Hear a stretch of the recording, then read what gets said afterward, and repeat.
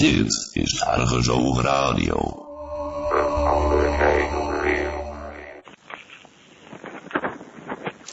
Goedenavond, dit is dan weer het tweede deel van StromanRadio.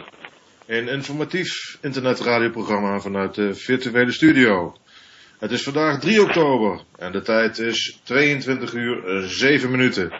In de studio zitten Debbie van der Zon, Luc van Dinter, mede-host is Arend Severt en mijn naam is Rob van der Zon. Zoals gewoonlijk gaan we het weer hebben over de soevereine mens versus de in geschriften geketende persoon die niet van vlees en bloed is, maar een instrument van de nacht. Maar we hebben dus nu contact met 3 gasten die zo even het programma zijn binnengewandeld. En het gaat namelijk allemaal over die Occupy-beweging. En zoals iedereen weet is het nu aan het borrelen all over the world.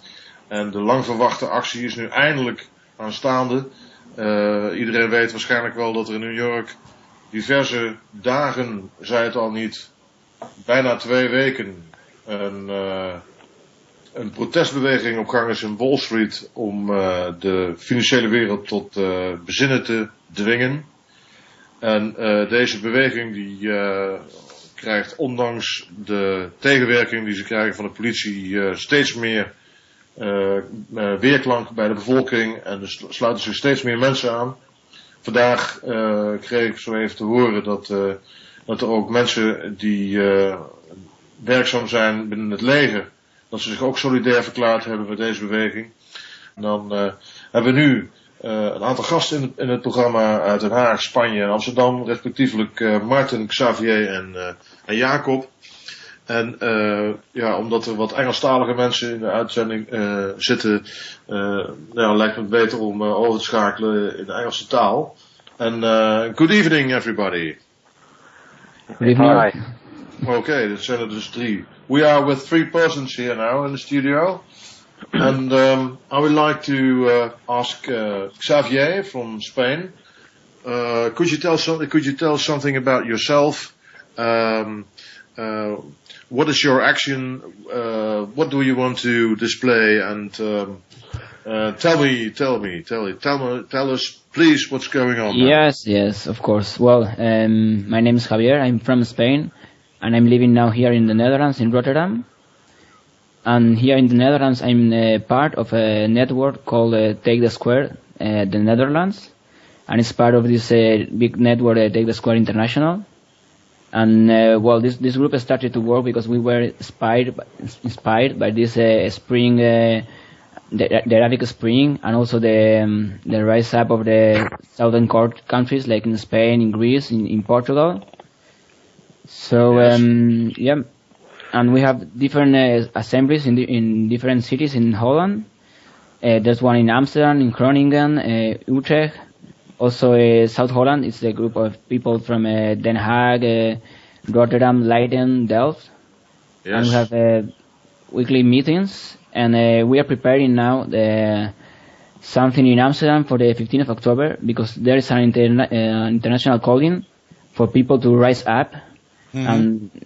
and say, okay, it's enough. We don't want more this situation where the bankers and the market is just leading the countries instead of the governments. Yes, and right. Yes, and we saw that there's also another group working for this the same day in Amsterdam, so we decided to work together and going together for this to achieve these goals. Okay. And This movement, Occupy movement in the United States is inspired and initiated by Anonymous. Is there a connection with Anonymous in the Netherlands as well? Yes, actually, we are from this Take the Square, and we saw that there's also an Anonymous group preparing a similar event in Amsterdam for the same day. So we started to connect with them to see if we can make it together. Sure. Okay. Unite forces. Yes, of course. But Xavier, could you please tell me what's going on in Spain? And if I'm asking you questions which you wouldn't like rather to answer, that's okay, because it might be of strategic reasons. But no, there's not any problem. Okay. But of course. Could you please shortly tell us what's going on in Spain now? Well, I guess you all know what happened in May when this kind of revolution started in Spain. So I don't need to summarize this, or you want also this part? Now, what's going on at the moment? Okay. So in this moment, there's some people who decided to march from Madrid to Brussels to have an international meeting on the 15th of October inside this international calling. Now they are crossing the border from France to Belgium. They are going by walking to Brussels, Sorry, but was that the same group that was harassed in Paris? Yes, some of them, yes. All right, and what happened to them? Well, finally, I think this was only like a warning to say, okay, we are looking at you, and to put some pressure on these people. But as far as I know, they could continue. So. Yes, right. So they are now being set free now, and they are continuing their march towards Belgium now, towards the north. Yes.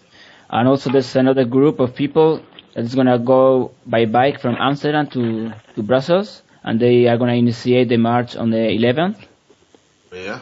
And also in almost every city of Spain, there is people preparing this event for the 15th of October. So it's going to be something global, but they also want to reflect that every city is active in this date. So they are preparing racings in every city in Spain for the 15th of October.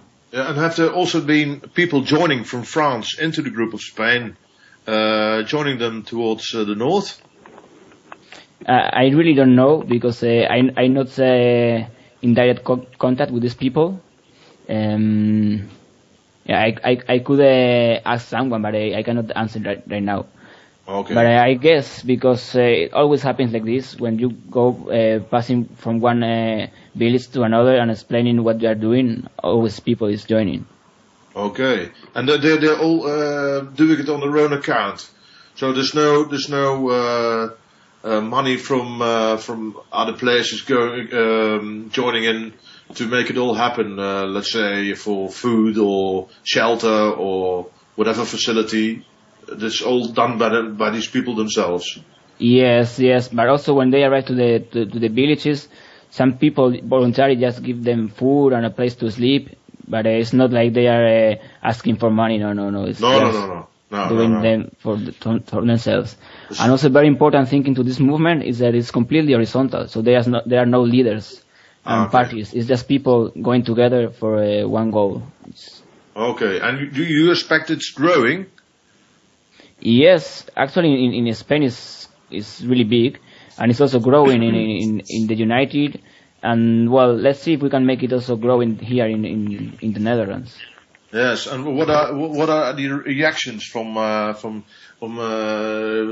villages or cities you pass? Are people friendly? Sorry, or hostile, or whatever, or indifferent? Well, mainly that they just first explain to the people why they are there and what's the situation and when they want to change. And also they used to ask the people to give them some demands they want to, yes, because they are gonna write down all the demands the people in these villages has. Yeah. Yeah, to make a whole list of demands of the people, of the very basis of the people. Not just right. the parties what they want, not but people what they want. All right. And you consider the reactions to be enthusiastic? Yes, because when it happened in Spain, that people were going from different cities by walk to Madrid, they passed from very small villages, and people was super enthusiastic, giving them telling them their demands. They make a really huge book of what needs to be changed and what people think need to be changed. Oh, and the movement in America has a live streaming, and you can see from moment to moment what's going on over there. And do you have a similar facility or not? Yes. It was when the main squares in Spain were occupied. We counted on this kind of streaming, but now during the march it's quite difficult because you cannot use so easily internet in the countryside, Yeah. You need to have power and internet connection, of course. Yes. But the idea is to on the 15th of October set up and streaming from the cities in Spain, also in Brussels, to show the world what's going on. Aha! And so people all over the world can see what's going on in Europe then. Yes, that's the idea. Yes. So the Americans feel fortified by the idea that is beginning to prosper in Europe as well. Yes. Actually, this calling for the 15th of October started in Spain 3 months ago. So we are preparing this for quite a long time. Yes. And now it's great that people in the again. So you have quite some experience in organizing these kinds of events. Well, I think mostly here in the Netherlands. So I don't. Yes. Oh, he's falling away. Yeah. Okay. But then I would like to ask the other guests, which is Jacob and Martin. Which one of you two would like to have the word? Well, I'm active. Okay, go ahead. Yeah, okay. So Jacob? Yes. Okay, Jacob. Go ahead. What's your story? Well, I'm a Dutch writer, journalist, and I became active in this movement when I noticed a lot of resistance came up in almost every country in the world, not only in America and Occupy Wall Street, but also in other countries. All kind of movements are rising up and are trying to unite globally. So in the Netherlands, there was really a need to also join in this fight against the tyranny of money. The money tyranny. Yes, the money tyranny. Well, that's the most easiest thing to call it, yeah. But you're a journalist by profession now, then? Yeah. Well, it's a full-time job. I don't make a lot of money with it, but it's something that takes all of my time, yeah. Yeah, it's an idealist move you made. Yeah, you can consider it an idealist move. Well, it started with just some interest in a lot of information, and it moved quickly to a sort of idealist resistance belief. If you get a hold of some information, you just get a feeling inside yourself which just wants to make you rise up, become independent again. But Jacob, you started the Occupy initiative in The Hague, isn't it? Sorry? No, I'm the founder of Occupy Amsterdam. You're the founder of Amsterdam. Okay, and how did you get into this? Because you already heard about this initiative in The Hague, and wanted to follow it in Amsterdam. Well, not exactly like that. I already worked with the Occupy The Hague movement. We have a lot of communications daily, still we do, and there was also a lot of interest to do something in Amsterdam, and there wasn't there was already a movement from another group, which the other person just explained, the Take Back the Square movement. Yeah. This was also already existing in Amsterdam, so it was kind of obvious we should also we also needed to help them the same day, 15 October, of because course. the Yeah, go ahead. Yeah. But historically, it amazed me a little bit that The Hague took the first initiative here in Holland, because Amsterdam is historically the most revolutionary city in Holland. Yeah, I can explain this because we had an IRC chat with the group of Occupy The Hague, and we all got to say our opinions, our best points. We noted, we listed, and so the best choices were just. Well, the main reason for choosing The Hague was that the International Court of Law is in The Hague. So this was kind of the basic reason, because this is like the only court in the entire world which has the authority to judge upon other countries or even presidents of other countries. So the power there is really globally. Yeah, right. And you had an interview this morning, on Dutch radio. One of the Occupy The Hague had an interview this morning. Yes. That was not you. Okay, I'm sorry. No. Okay. And what's going to happen in the coming time up to the 15th of October? Can you explain something about that? Yeah, we will try to gain as much exposure as possible. So everyone who hears our message will also come to Amsterdam and The Hague. Really, this depends on where they live. I expect most people want to go to Amsterdam, but the most important thing for us is to get as much exposure as possible, because the mainstream will not give us the exposure, or they will give us the wrong exposure. They will throw us in a corner of left wing or right wing, or they will even claim we are idiots or other things. So they will not give us the right exposure. What is important is that we give ourselves the exposure. We spread the message everywhere, with videos, with virals, with other websites, with emails, everywhere. We need to spread the message so we get as much people as possible to join the Occupy movement. Yeah. But do you, okay, go ahead, Rob. Go ahead. But do you think you will meet some resistance by the authorities in The Hague, because spontaneous demonstrations in The Hague is prohibited, and you need to have a permit in order to demonstrate in a city as The Hague. Otherwise, you get arrested by the police. Yeah. Of course, we will try to get the permit, but if they don't give it, we will still be there. Yeah, right.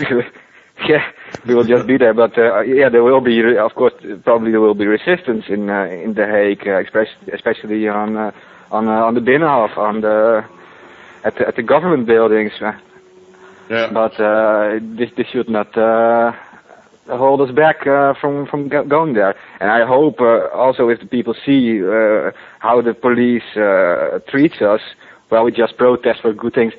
I think maybe we will get at least the moral.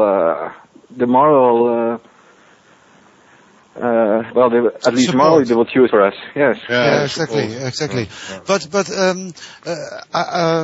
Martin, what is your story actually? You are part of The Hague Occupy initiative, or Amsterdam as well? No, I've been at the demo on the 17th of September in Amsterdam. Yes, right. But I'm thinking of going to the Amsterdam demonstration and the Hague demonstration. And I'm a student, and I just really think things need to change. And we are all, I think a lot of people are seeing the corruption in the system of bankers and corporations. And I just think it's time to mobilize. And I think we all get inspired by how the things went in the Middle East and in Greece, Spain, and now in New York, which is really taking off now. I think it's really getting big, and I think it's going to be hard for Holland to sit back. Well, I think it's hard to get a lot of people demonstrating, because it seems, the last time we got like 30, 40 people, and I think we had a great time. We discussed about things, and there were no leaders, just good discussions, which is very important. But I think to grow, we really need to inform a lot of people and maybe start to flyer. And Yeah. So how do you reach people? Yeah, that's a good one. Well, I don't think the mainstream media is a good way because they tell whatever they like to tell. So I think internet is pretty important, of course, and I think it's important to talk to other people and to flyer maybe and just to I don't know, hang up posters and stuff like that, so people will know that there are demonstrations going on. Well, I would like to ask a very important question to all three of you, and that is, if we look back on this Arabic Spring that inspired many people's movements all over the world, to also demonstrate and occupy squares and things like that.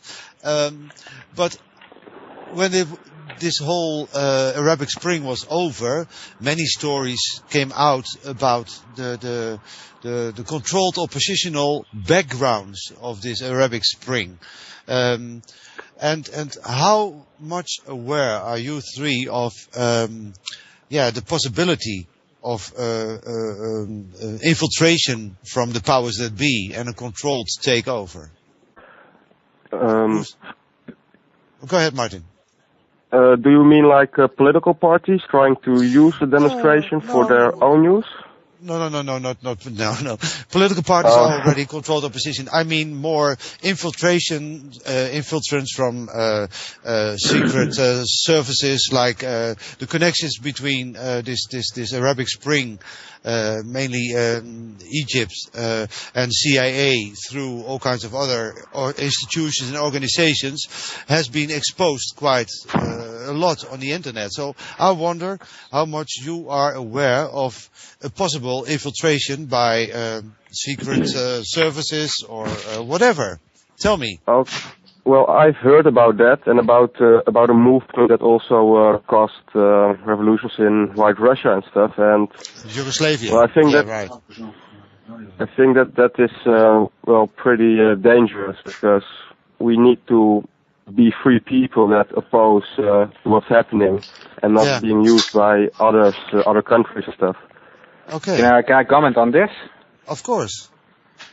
Well, as soon as a movement gets big, there will always be people who have their own ideals, and of course, they'll try to infiltrate us. But this is a movement from the ground up. These are just civilians trying to work together. There's no, in this case, there's no control behind us. So maybe this will happen in the future, but at this moment, we are just a free movement. Okay, that's good to hear. But I agree on that. And Javier, what is your answer on this question? Javier, are you back again? Javier. Yes. Okay. Well, did you get the question, and what's your answer on that? No, Javier is there and not there. Hello, Javier, do you hear us? Houston, we got a problem. Hello? Yeah, Javier, you're back again. Hello? Well, yeah, what's your answer to my question about this possible infiltration and controlled redirection in a more or less harmful direction for the system? And your internet connection is not very well, Javier. No. Right. Okay. We just wait until he comes back. Okay. Well, because of course in this world, that's obviously the most important thing to be aware of, which powers and forces are working within social groups and trying to control it and trying to direct it mainly. And of course, what I hear from Martin and Jacob is that up to now it's a grassroots movement. Yes. Okay. Well, I'm glad about that. Well, of course, if you talk about big money, then there will always be a kind of, how you call it, a socialist background. There's always, the first people who will complain about the money will, of course, be the people who have not a lot of it. So, of course, there will be a lot of people from, a lot of poor people, if you want to call it like that, who will join as first people, and they might look like related to some socialist parties, like who in history have always said they are here for these people. But these movements or these parties have got nothing to do with us, of course. We are here just to aim at the targets we have identified, the big money Wall Street people. Yeah. So, well, there's coming a question from our listener, one of our listeners, Robin, and he's actually just asking the question. That's what's all about here. What about anonymous organization? Who is this organization? Who are the people behind it? Where do they come from? What are their plans? And who's financing them? This is a very difficult question. Anonymous. This is a collective movement of individual people who are allowed to use the name anonymous. But many people have their own ideas. Of course, we have groups in Syria or other groups in the Middle East who are also claiming the name anonymous, and they are doing their own things. In the Netherlands, we have anonymous too, and we have different groups of anonymous. There are. Well, it's not exactly a collective, but there are different collectives. Yeah, there are different groups actually claiming the name anonymous and following their own path. Yeah, mm-hmm. It's all derived from the movie V for Vendetta, isn't it? Yeah. Well, it existed also before this. Well, the movement anonymous. It kind of. Arised from the chance, the forums where people could post actually anything they wanted, and the moment the internet got more restricted, the restrictions were first noticeable on these locations. You have, for example, sites like 4chan, etc. You could post any picture or anything you wanted without risking anything or giving away your identity. But the moment there became more restrictions, this was the first place that people noticed this. So it's most likely the movement comes from this location. Yeah. Well, in a way, it's quite interesting what you're saying now, because you're actually now taking part in a program which is about the Freeman principle. Do you know about the Freeman principle? Have you heard about it? Yeah, I've heard about this. Yes, I don't. Yes. What's your opinion about it? Wait a moment, Shafir, have you heard about the Freeman principle? No, I haven't heard about that. So I'm curious now. That's very interesting. we come to you later. We explain a little bit. Yes. Okay, who was talking? Okay, Jacob? You were asking me about the Freeman movement. Yeah. Well, I read about it. This is more for personal freedom, personal liberties. This is about releasing yourself from the control by the state, with the tax and other rules which are not always as legal as we believe them to be. Mm-hmm. This is what I understood of it. Okay. And Martin?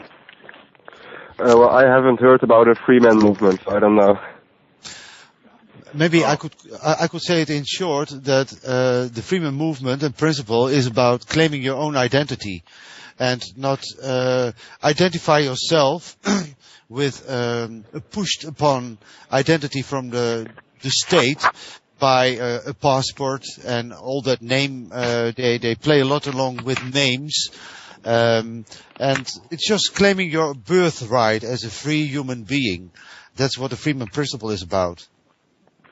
Okay, well, that sounds pretty good. I mean, I think you're born as an individual, and I think exactly you should think for yourself. You can't give your rights away to some people in power. It's important to think about the world, and to see what's wrong with the world and to see what's right in the world, and it must be our motivation, and definitely in the world we are living, to try to make it good for kids and their kids, because that's about it. And I think it's obviously governments have failed to serve our rights as a people. Exactly, and the whole thing is that actually from our birth onward already, we are being taken prisoner. Rob, I hear some voices from your side on the background. We have been taken prisoner in a bureaucratic system by being registered in the official municipality registration and the state registration, and through that bureaucratic prison we have been pushed into, we lost all our rights, and we have become a possession of the state. The state can do with us what they want, and they can milk us like cows in a financial way. That's what it's all about. And in the Anglo-Saxon world, they have been doing a lot of research on this already, and try to find out how all these laws are being put together and how we are being submissed to all these laws. And this group you're talking to now, we're trying to do the same here in the Netherlands, because we've got a bit of a different situation here what law concerns. I have a small question, if I may. So people will come together on October the 15th. What about this date, October the 15th? Is this date random chosen, or does it have some kind of special meaning? Well, I think I could answer this question. The calling for the 15th of October, it came, I think, in the beginning from Spain, and they chose that date because the movement in Spain started the 15th of May. So it's like a resemblance of this same movement. Mm-hmm. But then the movement got bigger, and also because they created an international network, this Take the Square. So more people from different countries started to join, and now this is completely international. So it's not anymore a Spanish thing, it's just world's thing. An international thing. Yes. Yeah, it's an international thing. Okay. So, are there any other activities planned except occupying some capital cities, or on October the 15th? Or is this a secret? No, there's also this march going on. Mm-hmm. Yes. And in some cities, they are, in the previous dates, they are going to make kind of events for informing people, workshops, and yes, this kind of stuff. Okay. So it's going to be real October revolution then? Yes, that's the idea. A hot autumn. Yeah. And the date is also organically picked. There's not a special meaning behind it or something. Well, as I said in the beginning, it was to give back this 15M movement in Spain, but in the end it began much bigger than this. So now it's another thing. It's exactly half a year later, isn't it? No, 5 months. Actually 5 months. Oh, 5 months. Okay, I'm not counting very well. Sorry. One more question, Rob, then you can go on, please. I lost it. Go ahead. What about Portugal? Portugal is also very bad off. And I can imagine that a lot of mad people in Portugal were also fed up with the system and are fed up with Europe, and they would like to get an action. And since Portugal is your neighbor country, I could imagine that there's also participants. Yes, of course. Portugal is also participating in this, and they joined into the international network to organize events also in Portugal. Right. So there are also Portuguese people walking along then? Yes. Okay. When there are Portuguese people here in the Netherlands working with us. Okay. Very good. And people from Italy? Yes. Have you got, that was my question that I lost just a moment ago. Have you got an idea in how many countries this initiative is being supported and being taken over as well? Well, I know it's going to be followed in the whole Europe, from Portugal to Russia. Okay. Yeah, Russia's not in the system, of course, but I can imagine that from Lithuania and from Ukraine, there's also Euro countries, that and Poland and Hungary and some other countries in the east, that they also might be on the doorstep to get out and participate, isn't it? Yes, but also people in Russia, they are preparing demonstrations on the 15th of October. Also, yes. And do they join in with you people or not? Yes, they are inside this Take the Square network. Aha. So there's also things going on in Russia itself, the East, that they also might be on the doorstep to get out and participate, isn't it? Yes, but also people in Russia, they are preparing demonstrations on the 15th of October. Also, yes. And do they join in with you people or not? Yes, they are inside this Take the Square network. Aha. So there's also things going on in Russia itself. Yes. Like Moscow and Kiev and... Yes, Moscow. It's going to be something there, yes, for sure. Aha. So it's spreading really far out now then. And and that's so it's now the Middle East, which was the initiate countries, and then America, and now Europe and Russia. Oh well, and do you think there's other countries in the world that will get enlightened now then, or Australia or South America, or what's going on over there? Not to mention China, but China will be another bit too far, I think. But yeah, I think so too. Yeah, China. Yeah, but do you expect that other countries will rise up also? Yes, this is completely global. So, for instance, countries like in South America, like Colombia or whatever, yeah, or Brazil, or Chile, or Peru. Yes. There's a website called 15oktober.net, and there you can see where are events planning right now for this date. So I can see right now there is something going in Brazil, in Paraguay, really? Chile. Yes, it's really big. So it's really going to start global then. Yes. That's extraordinary good news. Somebody is rumbling with the microphone here. But that's extremely good news, and I really feel excited about all these new developments, because this is what we've been waiting for, isn't it? Yes. All these years. Yes, of course. Because we've been standing with our back to the wall all these years and seeing. Yes, and I can imagine that here the taking off in the Netherlands is going to be much difficult than in other countries like Spain or Greece, where the situation is even worse. But step by step, people is taking conscious of this, so it seems like something is finally going on. But do you think it's necessary to have first a beating from the government and from the system before everybody takes action? Because otherwise it would have never happened. Yeah, it's the normal way, but now they are seeing what's happening in other countries, so they don't want to have here the same, and they see how people is treated and how the government are just cutting everything and not taking care of the people, but just taking care of the private interest in. Yeah.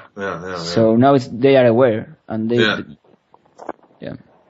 But do you think there will also going to be repressive actions? I mean, real unlawful actions against people who stand up. I mean, what we've seen on the television, on the streamings and all that people get beaten up for nothing, just by having their right to protest, and then they get beaten up for nothing, and I think that can be intensified, isn't it? Yes, I really hope it doesn't happen, but it's also a possibility. Yes.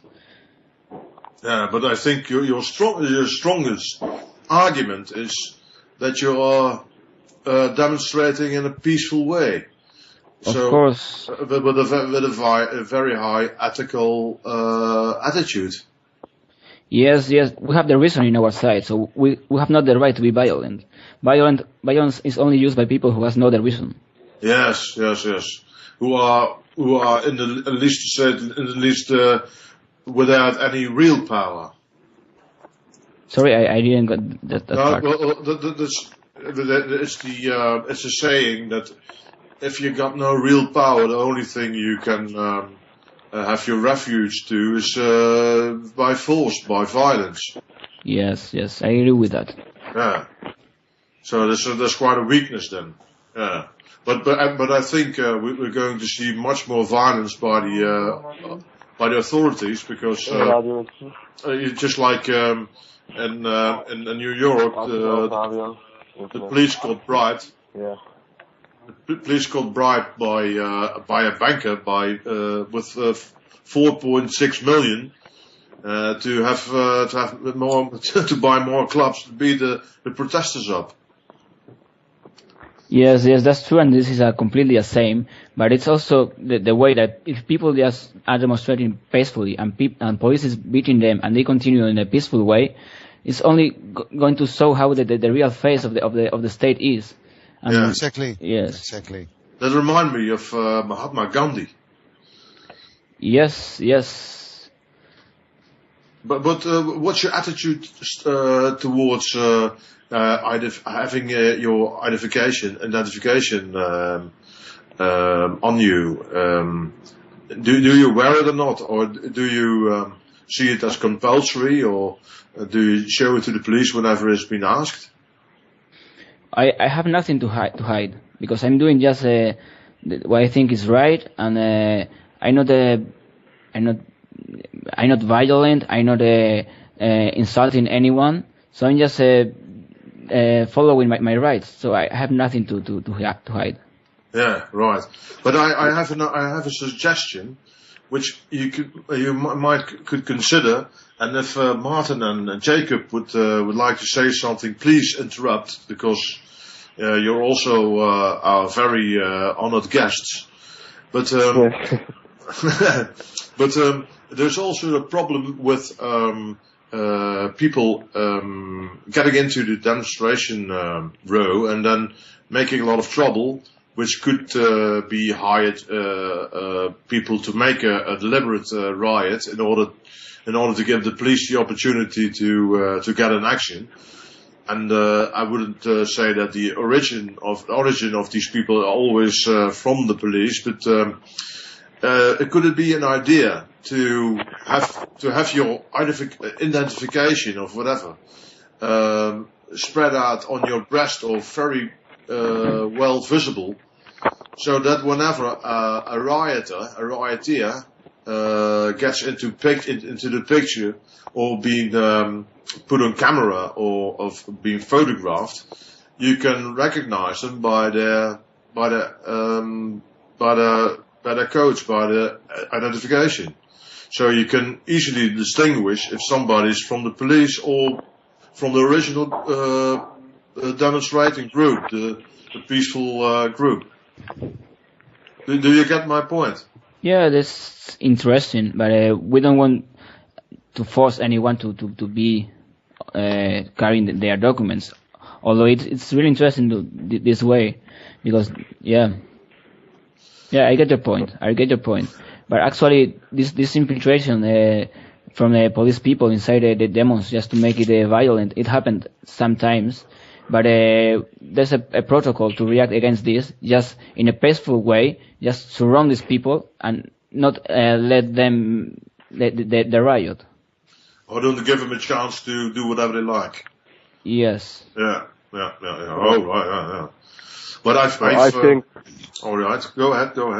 I think a lot of people don't want to show their identification on their breast, and I don't know if it's gonna work.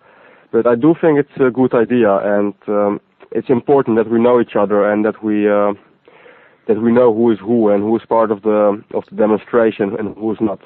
Yeah. Because it happened before that police instigated riots like these. Yeah, because. And then they use the media to make us look bad, and it's just stigmatized. Yeah.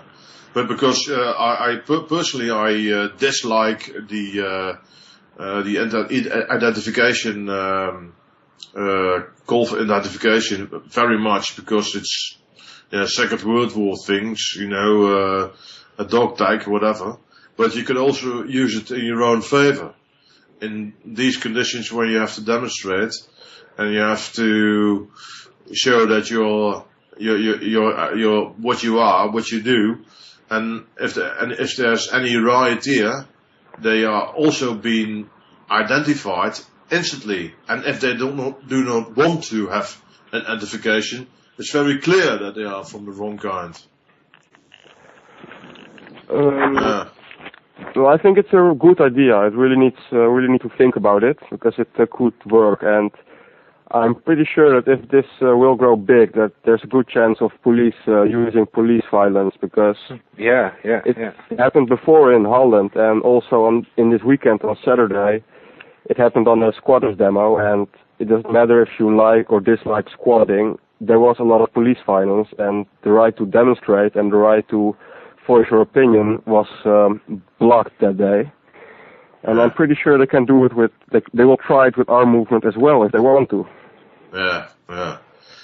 But luckily we are dealing with a very high ethical group of people who are willing to take the beating and go on very strenuously with a peaceful action, which is the strongest weapon you can ever imagine. Yeah. And in the end, we hope, of course, the police will eventually join us and see we are right, of course. Yeah. Yeah, that would be beautiful. What do you think about the military guys who said we had the reaction to join up in the demonstration in New York? Yeah, incredible news, of course. Yeah. It really touched my heart to. I'm sorry. Yeah, go ahead. It really touched my heart to see those people knowing what was happening and knowing that they need to defend their constitution and do what they're supposed to do to protect the people. And I think if a lot of people, a lot of Marines and U.S. military men show up, that this will be a very powerful movement. And do you think it's something like that would be possible in the Netherlands? Because we've got here a professional army, and they're getting paid to do what they have to do. And how do you see that? Well, that's the reason why I couldn't believe what I was hearing, that they are coming to protect the protesters. But I don't know if it's going to happen here. I don't know how the military men in Holland are. I usually don't really have a good view of military men, because they're like how do you say that?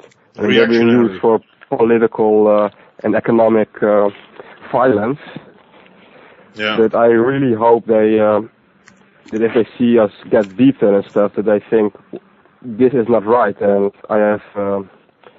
I need to do this. It's my obligation to protect people, and I will go. Mm-hmm. So it's. Yeah.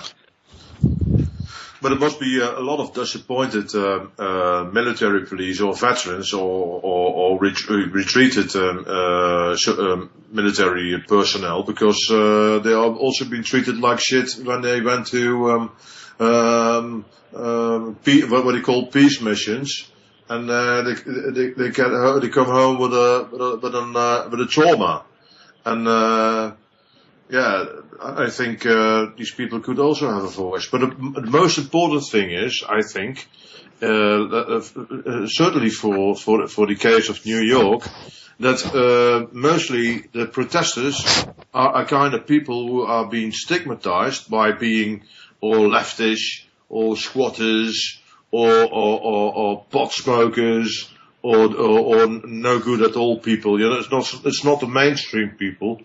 And when the military guys get involved in this, the opinion suddenly changes to a very much more wider range of people, because it's more mainstream people that can see, well, if these guys get involved, then I can call them one of ours then.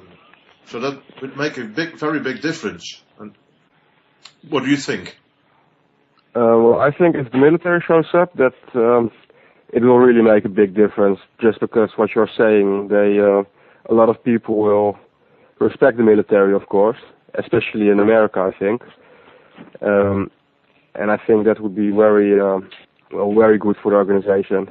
Yeah, especially when they show up in a uniform. Exactly. And the Marines, as well.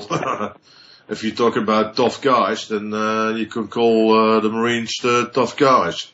It's hard to deny them, yeah. Yeah, I want to see those police officers pepper spray them. Yeah, but still, it's just let's say a quest of power.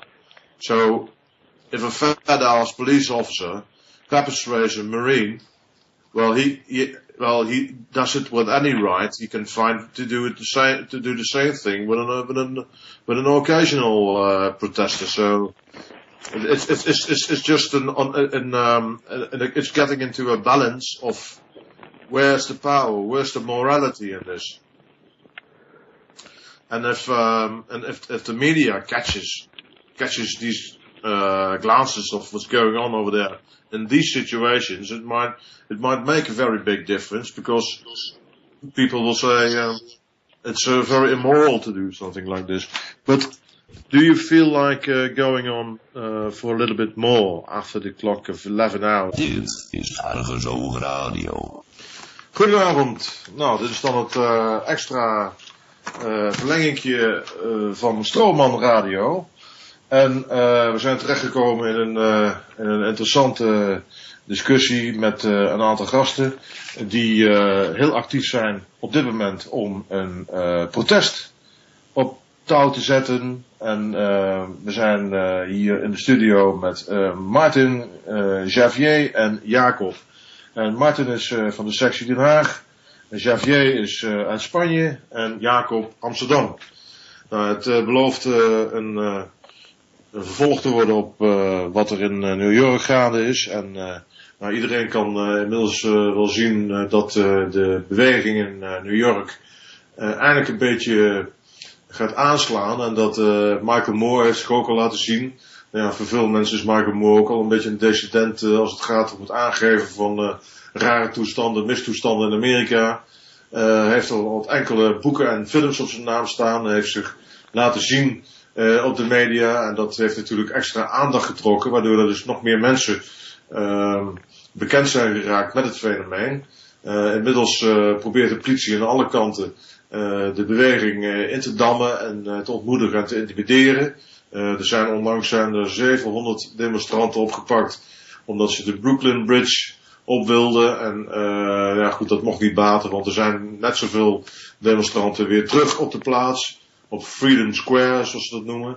En ik heb trouwens ook gehoord. Nou, ik heb gehoord dat die demonstranten die op Brooklyn Bridge waren, dat die daar naartoe waren geleid door de politie zelf. Nu weet ik niet of dat waar is, dat heb ik niet echt bevestigd gekregen of zo, maar dat is wel wat ik gehoord heb. Ja, ze hebben ook moeite met de livestreaming, omdat de generator die ze hadden om de accu's te laden en voor het licht, die is afgepakt vanwege het feit dat er dan een tankje benzine op zit, wat dan volgens de politie gevaarlijk zou zijn. Maar dat is natuurlijk een hele gevoelige slag voor mensen die dus afhankelijk zijn van dat soort geïmproviseerde energiebronnen. Maar desalniettemin groeit het aantal demonstranten gestaag. En als ik Martin, Xavier en Jacob mag geloven, dan is er in Rusland en in Zuid-Amerika ook al het een en ander gaande. En ik zou zeggen, wie wil van jullie drie het voortouw nemen? Bovendien is het zo dat we moeten in het Engels overgaan, omdat we een Engelstalige, of tenminste een Spaanse gast hebben die het Engels alleen machtig is. Dus we moeten van het Nederlands over naar het Engels. Dus we have to switch over to the English language now.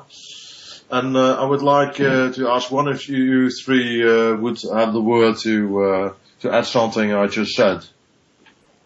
Well, I just want to make one comment, one very important comment. If people from the Netherlands go to Den Haag or Amsterdam to these protests, please take as much photo cameras and video cameras with you if you have them, so we can have as much footage of what happens, because we don't know what will happen to our own footage. We are not sure if we can get all the messages out, so we want to ask everyone to take their own cameras with them, so they can also shoot what's happening. Yeah, right. Because that's your strongest weapon, isn't it? To show the world what is happening and what the police is doing and what the situation is. Yeah, because we don't know what they will broadcast about us, so we have to make an alternative. Are you also going to broadcast it in the future? Well, I'm not sure about this, but I know the mainstream media will report about it, but I don't know what they will report. They will, of course, report that there is a protest going on in Amsterdam and Den Haag. If we have a lot of people, they have to report it. So, but I'm not sure how they will. So we need our own footage. Yeah. Well, there's an interesting question from one of the listeners from Novnet.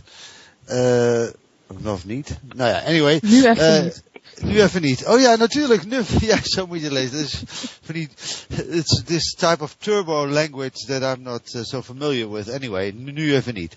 Now, just not. The question is, if we succeed to bring the powers down, then what? What do we want, and who do we want to be the leader, if we do want any leader? If we don't have that plan, there will be another takeover, I guess. Well, this is actually something that we have been talking about in the first hour as well already, because from this freedom principle, we're trying to stimulate people also to get into to stand in their own force, in their own power, and disconnect from the system. But if you disconnect from the system, what's left over? There is not another alternative, constructive system yet. So what do we do? That's connecting up with this question of nu even niet. Who wants to answer this question? Xavier, we haven't heard you for a moment. Yes, well, actually, I think that people don't need to have something who represent them. They can represent themselves, because exactly. If you don't need a leader. You put too much power in one person, that's dangerous. Exactly. Yes, but the question was, if you throw over the system, then you have a power vacuum, and the fact and the history tells us that any vacuum will be filled in by anyone who sees the opportunity to take the power. So it's a very, very dangerous period after every revolution, that you fill in instantly the power that has been taken away by another power that is from a new structure. That's the question. Yeah. Okay, well, personally, I think people first need to try to identify which strings are actually controlling them every day. It's not just the leaders of politics or the fiat currency system, the money system, but they need to identify every string which controls them. Then the people can look at what they actually want and how they can actually change things. Yeah, you're right. It will create a power vacuum if we take away the current method of control. But we should look at which strings they use to actually control us. Maybe we can lighten things up and have people make their own choices in their lives. It's a very difficult question. Yeah, I can't really answer it yet. Yeah, but then you have to work on education and making people conscious of what is happening. And that is not only a question of overthrowing the current systems, but that they have to work on an alternative, and that they have to get up on their feet, off their asses, and work on their own lives and their own systems. Yeah, so they first need to remove the strings which actually control them. Yeah, right. It's difficult, of course. It's a long way to go, maybe, but but maybe we get some let's say help from from places we don't know yet, but to get those things done organically. Yeah. Well, I think it has to do with the Freeman movement also. It's a very good idea. It's exactly the principle which shows people which strings are controlling them. The system from birth on, they're controlled by the states. The financial powers also exist because of these things. The money control system, the false idea that money has any power at all at this moment. This creates also the power for certain people. We could change these things. Yeah. So we have to work on consciousness, isn't it? Yeah. I think it's a consciousness thing. Yes. But do you think that's also your piece of cake? It's also your task to educate people in this. Well, as much as possible, as much as I can do myself. Yeah. Maybe it's good to make an alternative information system which people can read also every day, like the mainstream media. The mainstream media sends propaganda into their minds daily, so maybe they have to find an alternative. It has to be available for them, all information they need. Yeah, but because I can imagine that, let's say that if the protest movement, the Occupy movement, has some achievements in the future, that the people who are used to be very to sit on the rafters all day, that they demand from that they will demand that you will take charge in this. And that might be possible. Yeah, if they can identify their enemy, then maybe they do want to do something. Yeah, maybe then they will rise up. If they can identify what is actually controlling them and who is doing it, then maybe they will rise up.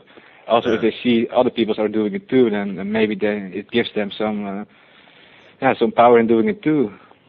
Yeah, but then you have to rely on the fact that people that stand up and get on the move, that they have enough inspiration to start all over again and know that the system that they are overthrowing, that they have to find another way of giving meanings to their lives, and that if you overthrow the financial system, that you have to think of an alternative and not leave it as it is. Yeah, okay, but I personally believe that the financial system is also a way to make people feel that they are powerless, because there are certain people controlling this financial system which seem to have absolute power because money is everything, and the people can see these people have tens of billions of dollars, and the people will feel powerless because of this. They also know that these people are working together with corporations and government, and it will make them feel powerless. But if we can show them exactly how it happens and also how small the actual power is which controls them, then maybe they will rise up. Then maybe because the power that's controlling them is not endless. There are just a few people, it seems, who control almost all money on this world. So it must be kind of easy to pinpoint who exactly should be the targets, who exactly should be exposed as the controllers, as the illusionists. You think that exposure is the main objective? So it's very important to have these people exposed. I think it's very important to expose who is exactly controlling the system. Yeah, because these people also live somewhere. They also need to go out. They also have families. If people around them also know this, that they have such a large part in this, then of course this will help them, and this will help the people to do something about this. Yeah. But are you familiar with the march that has been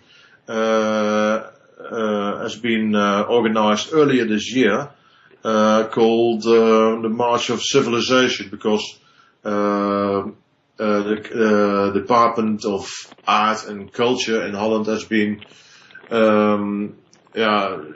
shorted in money, and people got on the street and to protest against these measurements.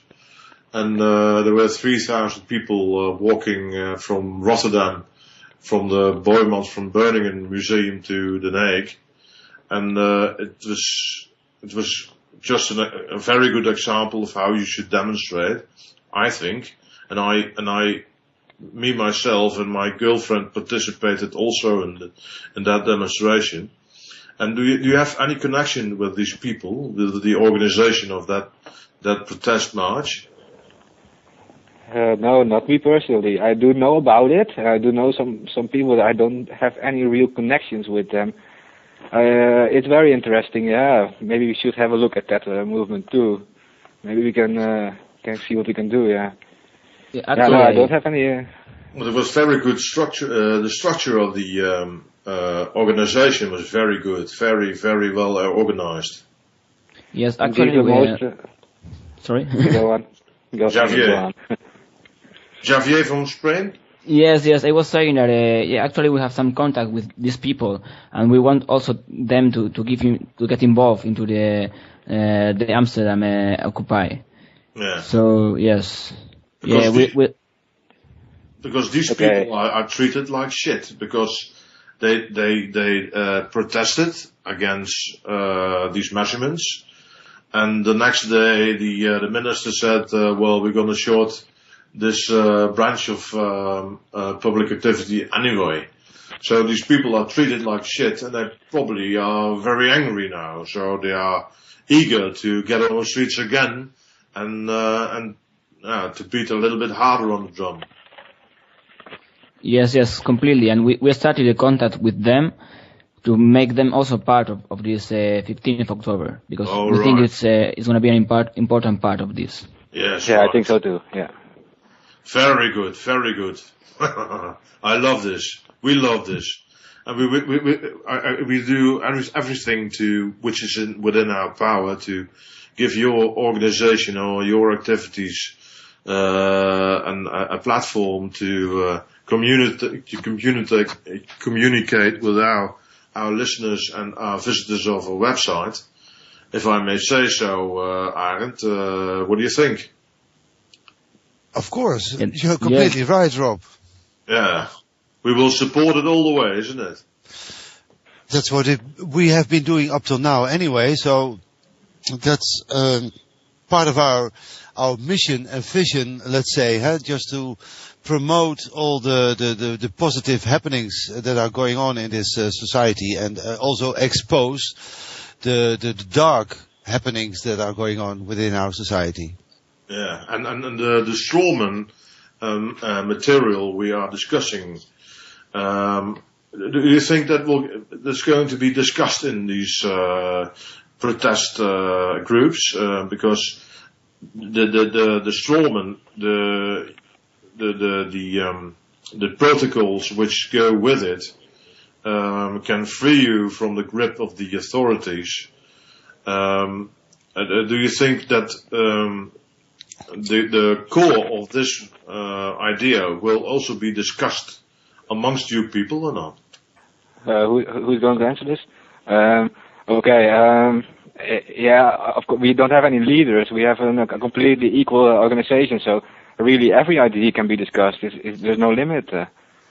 So if there's a need to open these discussions, then you are free to join in, of course. Yeah, but we have the idea that this whole idea of the strawman is not well embedded into people's consciousness, and therefore we have these series of programs that will inform people the possibility to see through the enigma of things that have to do with your name, the official writings you get from the authorities, the fines you receive, whatever you have to pay as a sanction or whatever. That it all has to do with a written word, and that there is a way to get around it and to see the point in it. And what we're trying to do with this program is to make people conscious of the idea that there is an alternative in empower yourself again, and to get your name back, and to get your human resource, which is now been tapped off for obvious reasons, because when a person is born, 630,000 euros is being put on the state account. That's the human resource. So if you are aware of that fact, you can take your own value back, your own power back, and that's the idea. What do you think? I think these are the strings we are talking about. We need to identify them. I think this is very important. Yeah, I think the strawman principle is very important to have people educated about, because these are exactly the types of strings the controllers use to control us from birth. If you get born already, we are controlled, because the state also gets they get the money because of this. Yeah. All right. So, Arend has one more question before we stop this program, and I would like to give Arend the opportunity to ask a question. Arend, go ahead. Thanks. That question is, what are, for you all three, you can answer it all three of you, what are your expectations for the period after the 15th of October? Who starts? I think we just need to start demonstrating, and if we get a lot of people there, we can camp. If not, then if there are too little people, we probably can't stay there, and it will be hard. But I think everybody just at least needs to show up on these days and not just see this as a political demonstration, or just as a demonstration, but also as a way to connect with people and meet very good people which you can share ideas with. Mm-hmm. I think this is the start of discussing what to do after we break down the government, if that happens. And I just think it's a very nice way to. It's just very fun to be at these demonstrations, I think, and I think that's a very good reason to be there in the first place. And sure. Of course, we have a goal, and that's of course more important. But well, we just need to show up. That's it. Yeah. Sure. But one more question to that is: how are you going to provide yourself from the most essential life needs? Well, that's a good question. A lot of we need to bring stuff with us, of course, but we definitely need support of people living in the neighborhood, bringing in food, water, supplies, people that go home to bring it, and I think we need to rely on the people for that, and we will try to get some donations about with this. We will need to get as much publicity as possible, so people will also see this happens, and they will know we need the food. We simply need the food. So I'm sure enough exposure will help a lot with this. Well, therefore, I have one more last question. Yep. And that is that goes for as well as Javier, as Martin, as Jacob. Please give us your email address or your website. Where can people visit you for all the information you want to get, information they want to get to participate in all this? Yeah. Okay, who starts? Senor Xavier. Okay. We have a network called N-1. So if you go inside this network, you can easily reach all the information because all the assemblies are connected through this network, and you can go inside this network and see what's going on. So if you just Google N-1, you will find it. How do you write it? N-1. N-1, yes. And that's written M-I-N-U-S. Or just. Sorry, can you repeat again? But how do you write it? N-1. How do you write it? How can people find it? Written or just by symbols? It's a N, just letter N. Yes. The symbol minus. Yes. And the number 1. Yes. And then dot. Yes. C. Okay. And Martin, what's your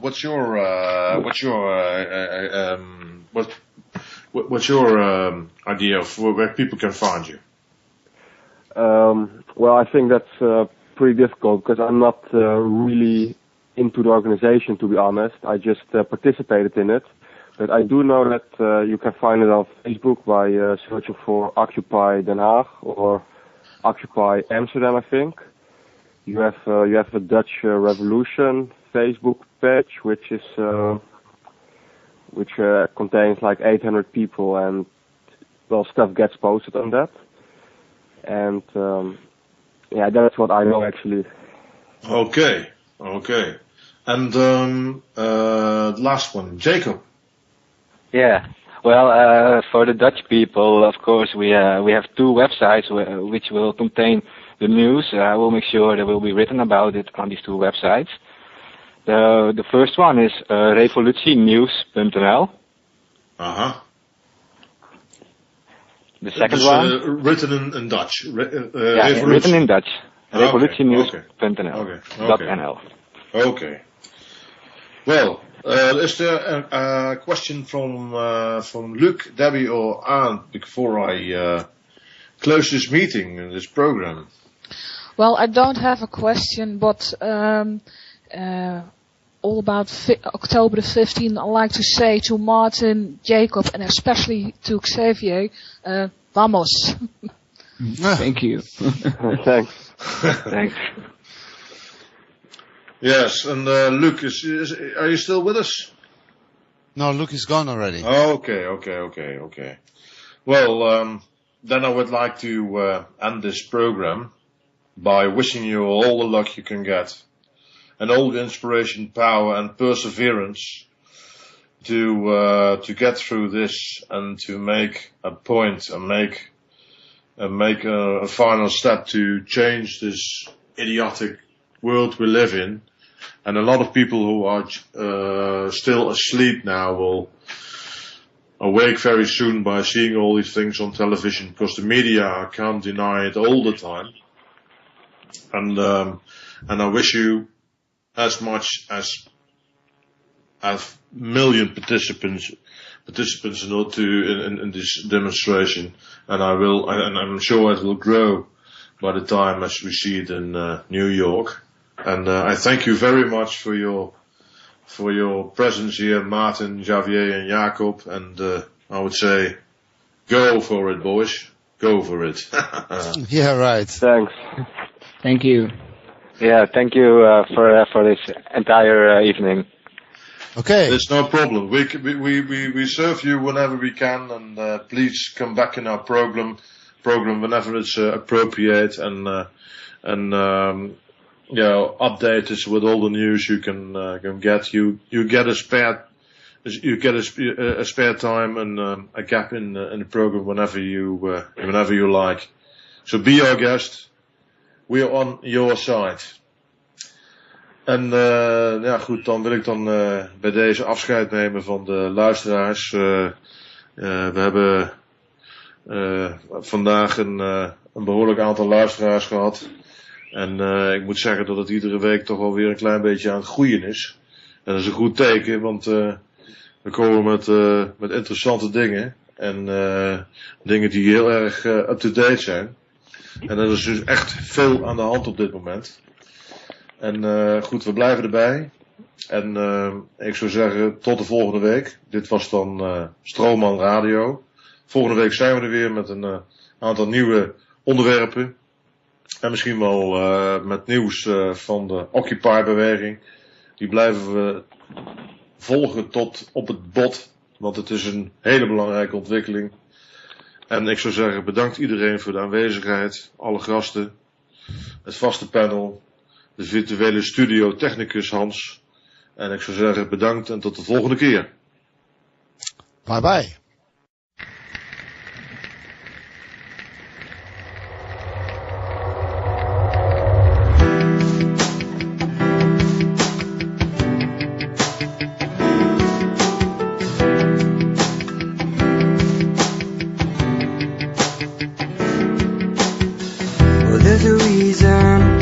Teaching, even though I can't explain, more than a dream that you are reaching, more than a laugh that shadows all the pain.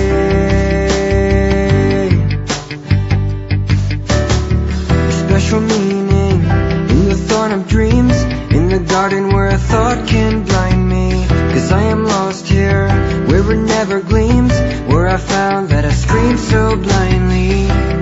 Yeah, until I rise up, fall down. Is this the reason that I can't feel the ground? Am I waiting for my tomorrow, or should I say goodbye? Yeah.